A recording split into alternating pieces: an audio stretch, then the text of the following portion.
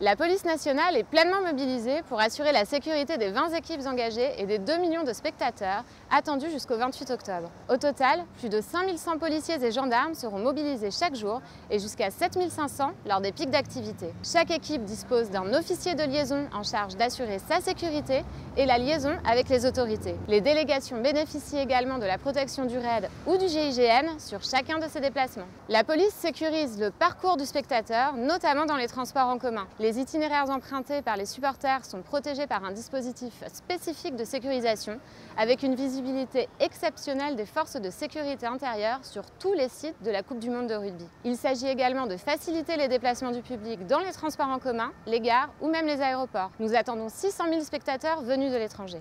Des dispositifs exceptionnels sont mis en place. Les opérations de police sont renforcées dans les gares des villes hôtes dans le cadre du plan Zéro délinquance. Les horaires de travail sont adaptés et les effectifs sont renforcés. À Bordeaux, par exemple, ce sont 40 réservistes supplémentaires qui sont employés. Cette décision intervient après une fusillade faisant 2 blessés qui s'est déroulée dans le quartier sensible des Moulins. La CRS 8 est une unité spécialisée mobilisable 7 jours sur 7 et H24 en cas de troubles graves à l'ordre public et de violences urbaines.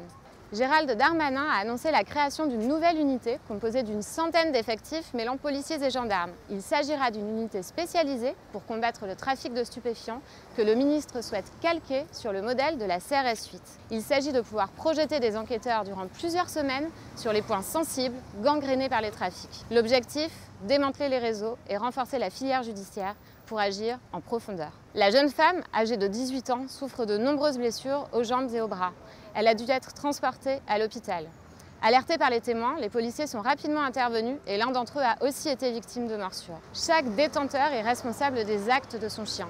Les propriétaires et futurs propriétaires de chiens dangereux doivent donc s'informer des obligations et interdictions concernant la détention de ces animaux afin de garantir au mieux la sécurité de tous. Les chiens susceptibles d'être dangereux sont classés en 2 catégories en fonction de leurs caractéristiques morphologiques. Le chien auteur de l'attaque de Brest est un Rottweiler. Il est classé en catégorie 2.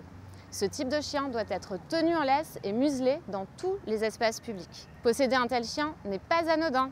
Depuis le 1er janvier 2010, tout détenteur d'un chien de catégorie 1 ou 2 doit posséder un permis de détention. Un détenteur de chien dangereux qui ne possède pas son permis de détention est puni de 3 mois d'emprisonnement et de 3 750 € d'amende. Le maître doit garder le contrôle de son animal en toutes circonstances. Et n'oubliez pas, toute morsure d'une personne par un chien doit être déclarée en mairie et une évaluation comportementale du chien devra obligatoirement être effectuée par un vétérinaire.